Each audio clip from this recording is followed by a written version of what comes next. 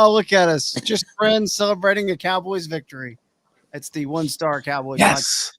Kevin Turner. We have John Machota live in Cleveland, and we have Kent Garrison back at the home base on the west side of the Metroplex as well. Start out with you, John. First of all, where are you at right now? I'm in the visiting radio booth. So, like, right behind me is the field. I don't know if you guys can see that at all. Oh, yeah, nice. So, we had some nice people that work here that were willing to put the windows back in so that I'm not getting the out. The airport's very close to here. And so you just are hearing one flight take off after another. So they put the glass back in, so it should be a little bit better. But yeah, up in this, my first time here. I only got, I have 2 stadiums left I have not been to, and that is Cincinnati and Baltimore. So, yeah, so knock this one off the list. Huntington Bank Field. That was pretty good. That's about as good as you could hope for a week 1 game, huh?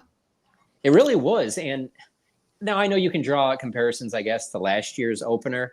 And when we were sitting in the press box as the game was going on, Saad, Yusuf, and I were talking about the whole, it kind of reminds you a little bit of last year's opener. But there's a big difference between the Giants and where this Cleveland Browns team is, particularly here in Cleveland, the way that they played. I did not think that, heck, I picked the Browns to win 20-17. I thought the Browns were going to be a much better team at home. And the way the game started, whether you talk about offense, defense, whatever, I was like, oh no, the Cowboys are going to be in it throughout this entire game. And I don't know if it was just Deshaun Watson being bad, or certainly the fans felt that way with how he was getting booed. But then also it's like the Cowboys defense, man, it is a really good defense. Not that we should be surprised by that, but that was huge. And the other part was the special teams. I mean, Kevontae Turpin finally bringing that kick back. I mean, he's been so due to bring back a big kick for a touchdown. He did on that punt return right as the second half starts. I mean, that's such a big momentum getter for them. But then also it is such a weapon to know, oh, no, just get past the 50 and you're within Aubrey's range. It doesn't matter if you're outside by the lake or you're over in AT&T Stadium. And so obviously the big storyline coming in was Dak. We'll talk about that. But it's not like they won this game and were dominant because Dak was amazing and CD was amazing. I mean, Dak even said after the game that he didn't think he played that well. And so there were good things in offense. I'm not trying to say that there weren't. But this was one, and it was dominated because of the defense and special teams. Oh, yeah. They couldn't move the ball at all, Cleveland, for a good portion of the game. And when we saw 90 minutes before the game started, pretty much kind of a few minutes after it was announced that, Dak got his contract done, that Jack Conklin wasn't going to play for them. And you could just kind of hear the panic from, Cleveland Browns fans. You scroll social media from, oh my God, James Hudson's going to start at left tackle. It was like, it kind of felt like they knew they didn't have much of a chance based on what they were running out there on their offensive line. But man, one thing that jumped out to me in the first half when you're talking about the defense, Overshown, Kendricks, Kalen Carson, like guys who were not able to help you or on the team last year, making a difference this year. That's something that you can really look towards and go, well, there's some building blocks right there. So that's something that was really exciting on my end. I will say when I look at the Overshown, really jumped out to me because we've seen the athleticism, we've seen the speed at training camp, but you don't really know until the games start, what are you going to see? And one of my big takeaways from the game was there was a lot of talk, throughout camp and even this past week about the Cowboys depth chart and how Maris Leofau is ahead of DeMarvion Overshown on the depth chart. And I'm just like, yeah, maybe it's for that position or whatever, but DeMarvion Overshown is going to be on the field a lot. I mean, his athleticism, plus then when he gets the experience behind that, I mean, he is a weapon. And so then you have him with Kendricks. I mean, today might have been the best day for the linebackers since that one day back in, I can't remember the year, when literally Jalen Smith and Leighton Vander Esch looked like they were going to be like this, I think because it was against Houston, I believe it was, where you're just like, wow, they really found something there. That's the way Kendricks and Overshown looked today, where you were like, wow. And here's the other part about it. The Cowboys finished with 6 sacks. They could have had 10. There were so many times that, Deshaun Watson obviously didn't play well throwing the football, but there's so many times that even Micah Parsons was talking about after the game, how he can get out of trouble and get out of things and make stuff happen because he is pretty elusive. But there were just multiple times that guys could have had sacks that they didn't finish it with. And I mean, still to have 6 and, obviously take the ball the way they did. I really don't think that if you're Mike Zimmer, you could ask for a better start to your defensive coordinator time with the Dallas Cowboys. And that goes back to also the way the game started too. And the Cowboys were like crowd noise, penalties, things like that. But then that second drive, CeeDee Lamb kind of takes over that drive a little bit, and it ends with a touchdown pass to Brandon Cooks. Like that was a great throw, and that was a good design. I thought Mike McCarthy did a great job of. I guess I was play calling it throughout the whole game. I'm not going to say that, but what the game needed to do in the first half, they adjusted very quickly, got the ball out, and kind of changed the scope of that game. And then getting ahead, just allowing the defense to do what they do the entire game. I mean, I felt really good about the Cowboys winning this game the whole time, especially when the Jack Conklin news hit. That really changed it a lot for me. But I thought McCarthy should get a lot of credit for that. And then I will not spend time talking about what happened right before the first half. We're not going to have bad vibes today, but you can talk about it if you want. No, well, first of all, you obviously have a weapon in Aubrey that if you're even trying that stuff outside, that surprised me a little bit.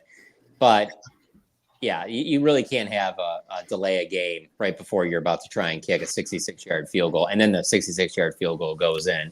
And so that's not great. But I will say at that point, I really didn't think that was going to be some play where the game came down to that or anything like that. I clearly thought the Cowboys were a better team. And so because of that, I'm not going to really hammer home anything either one way or the other there. I will say one thing early on that really stood out to me was that rapport with Dak and CD. And in one thing in particular, obviously them throwing down the field, they seem to be on the same page and or at least more so than maybe I was expecting for CD not being at all camp. But when they were running those jet sweeps and they were running those handoffs to CD, the timing on them was phenomenal. And I thought plays like that, which we've obviously seen from CD and the Cowboys in the past, I thought those plays would take a little bit longer to kind of get on the same page just because they haven't been CD hasn't been around for the last, for the better part of the last month and a half. So I thought that whole thing, I thought that all of that kind of clicked. The Dak kind of fadeaway pass to Brandon Cooks, where when Dak throws that thing, Cooks is nowhere near as open as he is when that ball is in the air. You can just tell the timing is getting there with those guys. Jake Ferguson goes down in the second half, but from everything that we heard after, he was moving around pretty well. He's going to have tests, tomorrow to see the severity of it. Maybe he misses some games, but it doesn't sound like they feel like it'll be some type of a season-ending type thing. Seems like kind of almost like when Green Bay, there was some initial thoughts that maybe Jordan Love was lost for the season, and then, it comes out that that's not the case at all. Maybe he misses 3-4 games. Maybe that is with the Ferguson. We don't really know, but it isn't knee. He obviously went to the locker room. He didn't come back into the game. But Mike McCarthy and Dak both said from talking to Jake after the game, they had good vibes and everything sounded like, hey, this isn't. I think Dak put it as we dodged a bullet along those lines. So they should be good there. So, I mean, you look at that offense, if you can get that running game to look anywhere close to what it looked today throughout the season, they will be fine. Because I'm just going to be honest with you. I've been surprised three different times today. One, obviously, number one by far is the Dak deal getting done. I just didn't think that was going to happen. I did not think the Cowboys would win this game, and I did not think that Ezekiel Elliott would have the success that he had today. And so those are all very, very good signs for this Dallas Cowboys team, not just today, but going into the rest of the season. Yeah, let's transition to the running game for a minute. I want to close out one thought on CeeDee Lamb real quick. 5 catches for looks like 61 yards, his final line, and then he had the 3 carries, like you said, getting him involved. If they needed him to have 10 catches, I think he could have had 10 catches today. For sure. There was a preseason element to this game at some point, But listen, a comment right there in the comments here on from Jesse. Zeke looked better than I thought he would in very small doses. Absolutely. And 10 carries, 40 yards for Zeke. I think KT, he came out the gate trying to jump over people. Dude, which is a stark contrast to the last time we saw him in a Cowboys uniform. And then there was a catch too that he made where he juked a dude out of his shoes, and I thought that was kind of a good Zeke highlight. We saw Zeke do the "feed me" sign again today. True. It's back. Rico got a lot of got 8 carries for 26 yards. Look, I don't know how good this team is going to be right out of the gate here in terms of run blocking. I mean, with BB playing center for the first time, getting Guyton, acclimated and all that stuff. And clearly this is not a normal first game when Myles Garrett is on the other side and so much of your attention is on him. But I do agree, like, hey, if that week 1 Zeke we got is what we're getting for 17 weeks, and history kind of tells me that's probably not what we're going to get. But if you can get that, then I'll take back all the things I've said, because that was fine. That was fine. Well, what about, how do you feel then that, okay, so you get a little bit of that Zeke, you get the Rico Dowdle, and then maybe Dalvin Cook has got some tread left on the tire that some people are maybe counting out right now too. So I just think it's going to be this kind of several guys. I don't see it being every single week one guy doing it. I think it's going to be multiple guys getting the job done. But the thing I go back to is I think the passing game gets better the more the season goes along. And so I don't think the passing game was anywhere close to as good as it can be. And that's their bread and butter. They have a very good defense. That is very apparent. My only question marks on the defense is literally just, can they stay healthy? If that group stays healthy, they have playmakers, no question about it, on all 3 levels. This is going to be, and then Mike Zimmer, obviously one of the best defensive coaches in the game. That defense will be fine. The special teams will be fine. I think the passing game will be fine. So the only questions I really have is really them being able to run the ball as well as they did, particularly in the first half today. If they keep that up, then this is a really good team. No, absolutely it is. A few people asking in the comments about the Ferguson thing. People maybe getting in here late. And John just kind of covered that. But we do have an MRI tomorrow. Does not appear to be a season-ending, type of thing. It feels like it's probably, I can say, minor injury. But John covered that. Listen to the podcast if you missed that and want to hear what he said about it just a few minutes ago. Let's talk about it then, because the game, like I said, quite frankly, was boring. Once you get to the second half, it kind of was. That comes down this morning. 4 years, 200. And oh my gosh, I'm forgetting the $260 million. And we are gonna wait. Did I get that right? No, 4 years, $240 million. 240. Yeah, 60 a year. Did we get the guaranteed number? Because I've seen it being reported as 213 guaranteed and 231 guaranteed. It's been reported 2 different numbers. I don't have it in front of me right now, but whatever one would set it as he exceeded Deshaun Watson's guarantees. Yeah. Your thoughts when that went down this morning? So I stayed up pretty late last night just because there was, a lot of college football I was interested in watching, and our time difference here. And so I think I went to bed like around 1:30, maybe 2:00 Eastern, but I set my alarm for 7:30 this morning just because I was like, I know that there's talks going on. The Cowboys are notorious for deadlines, make deals. Let me just make sure that I'm up just in case that, whatever.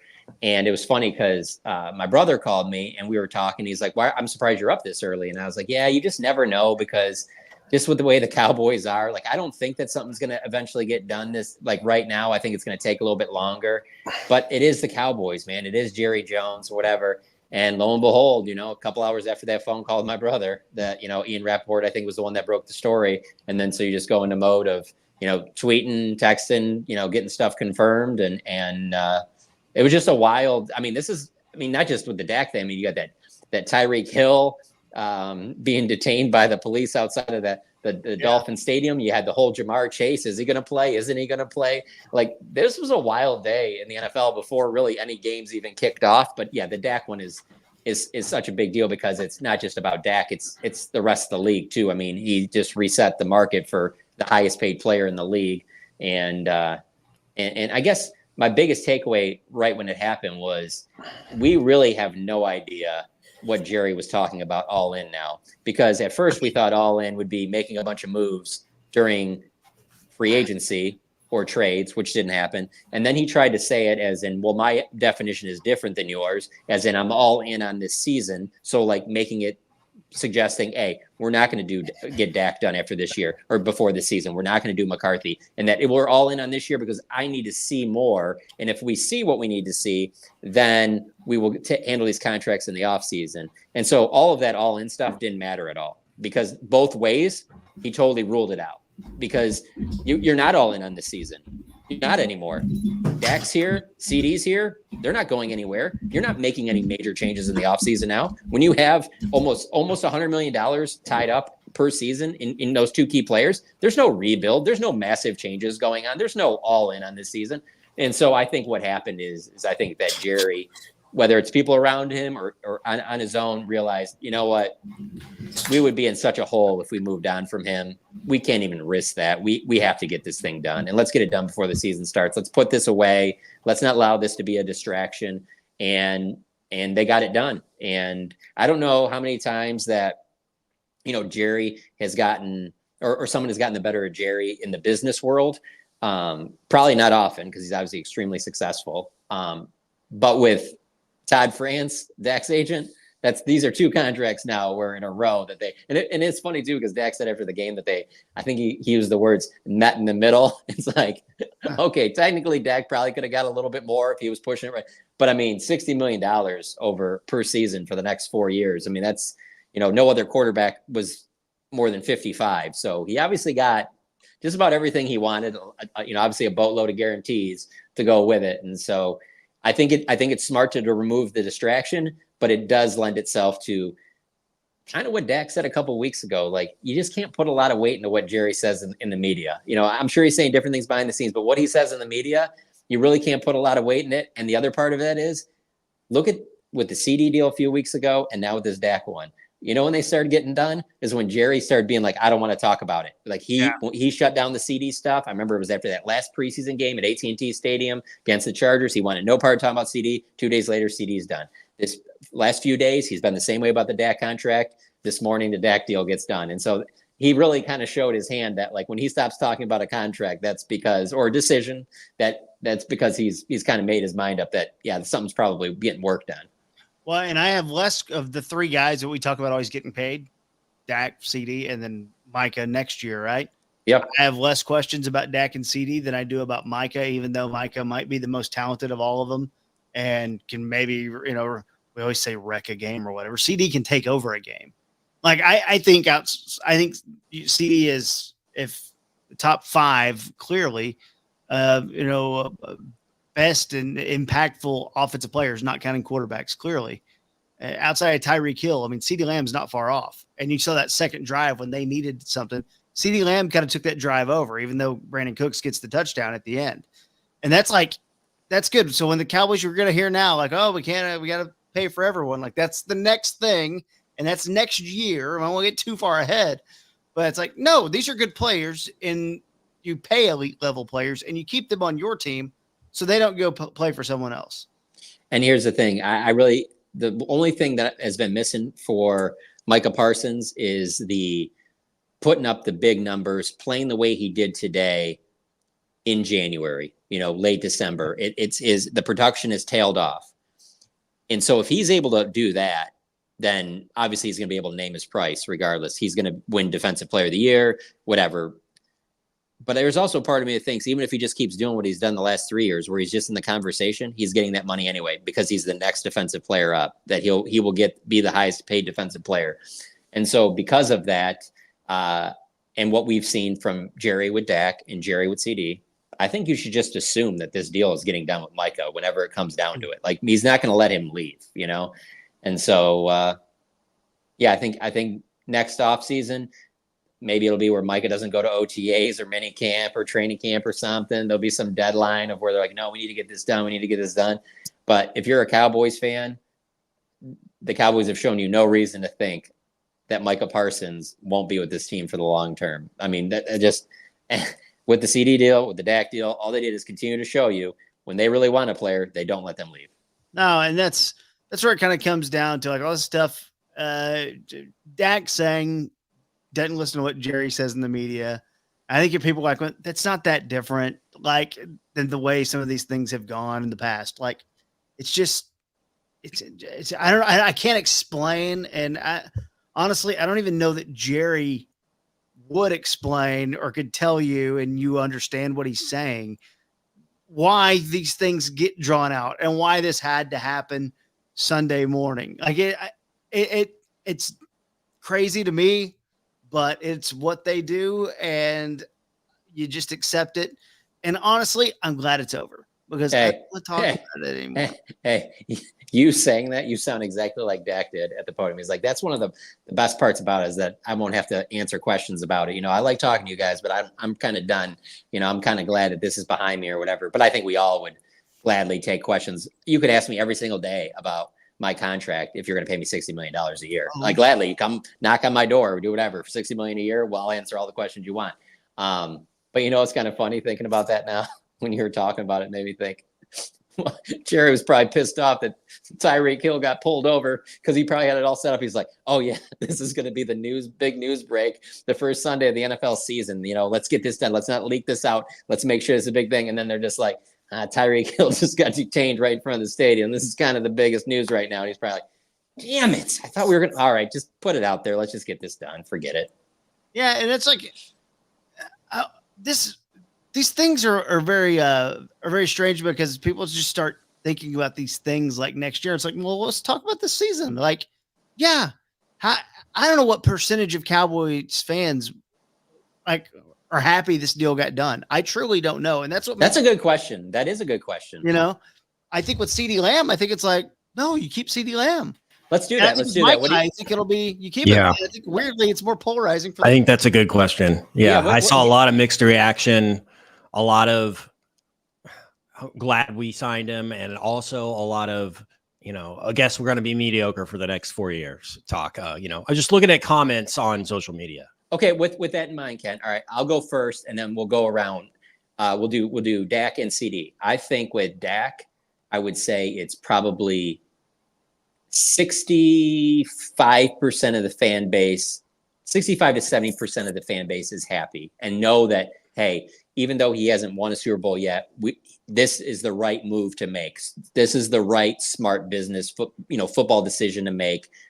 And then I think that there's probably 30% that are like, no, it was time to move on. We have to do something else. With CD, I think it's probably 97% are like, no, you pay CD and move on with it. Would you guys agree or disagree? It's a good number. Maybe less. Maybe 50-50. Really? Yeah. This is what I battle with. I think the fans are less in on Dak than you think. Okay, but this is what I battle with that though, Kent, is and this goes beyond sports. This is a social media thing for me. And I'm not saying you're only getting this from social media, but I always wonder, like, is that vocal part, does it really take as much of the majority? And the reason I say is because if you're angry, you're more likely to sound off. Then there's going to be a lot of people that are probably like, just get it done. It's fine. But at the same time, you're not going to sit there and be telling everybody. It's almost like voting, like an election where, there's a lot of people that want to put the sign in their driveway and all that stuff. But there's a lot of people that they're not telling anybody. And then they go and they go to the polls and they vote, and then they kind of keep it to themselves, maybe tell some family members. I just wonder if we're hearing from like just a loud minority that makes it seem like that minority is bigger than it is. But you could be right. Maybe it is 50-50. I think there's enough sensible Cowboys fans to know that even flirting with not having a quarterback, it's like, is not smart. I think here's the good. I think where this specific deal goes. I think what our guy Andrew's saying here, though, like, why not wait until the end of the year? What difference does it make if you're going to give him that much and pretty much all of it guaranteed? Like, why does it matter? Like, and I think the San Francisco negotiation with Brock Purdy will be fascinating once they go down, because they may go, we don't need this guy. I think it just, I do think it keeps going up though. Like, yes, I think if they would have got it done, let's say like 6 months ago or something, I bet it's at 55, 57. No, it's at 60. If they wait till the end of the year, maybe it's 65, 68, something like that, So I do think some of the other stuff factors in a little bit, that I don't think it would be exactly 60 if they wait till the end of the year, just because, like you mentioned, Purdy and some other things that'll happen. I do think it would go. I just think the quicker you can get it done, the more it makes sense. The only reason with this one, I thought it might be a little bit different is because I really thought Jerry was willing to play some some poker, and I thought he was really willing to risk the possibility of moving on at quarterback. And I think maybe he was for a little bit, but whether it was himself or other people around him talked him into like, this isn't a smart decision, man. Look at, I wouldn't be surprised if other teams were brought up to him. Like, man, you really want to go and do what the Steelers are doing? Like, look what the Steelers, and I'm not just talking about like this year's Steelers. I'm talking since, Big Ben was there. Like they've been the Kenny Pickett into Russell and the Fields, like, and I like using them as an example because I think of them as pretty much year in and year out, like the Packers, like the Ravens, really a lot like the Chiefs and the 49ers. Like they were like, it's pretty much consensus. They're one of the best run teams in the league. And because of that, I bet you people were like, hey, we got to get this done. This is too risky to go in another direction. It ended up not being like an ACL and out for the year thing for Jordan Love. But Friday night, even when that happened, I went, there's another reason why you just pay Dak. Because, and I don't think the Packers are the best team in the NFC or anything like that. But it's just like, again, there goes another one team right there that's out of it, even though it turns out he's fine and they're in it. Probably, but like it's one of those things where it's like there's not that many compared to the AFC, which is just a full-on gauntlet. And it's just interesting. Because here's the other part. We'll use the Steelers analogy real quick. Like we've talked about before, and I know that you've brought it up plenty of times, KT, where you talk about the whole like, man, the NFC is so wide open at quarterback compared to the AFC. Like at quarterback, you're like it's all there. So just imagine like the Steelers moving on from Big Ben. He doesn't retire. He's still in his prime. And not only can you not find your quarterback? He's at one of your rivals and he's winning. And you got to deal with that for 7-8 years, because it's a 31-year-old Big Ben or something like that. He's going to play another 6-7 years. So not only are you kind of in the wilderness at quarterback, your guy is also playing pretty well for another team. And so there's always a chance that your guy goes to another team and his best years were with you and they're overpaying him and whatever.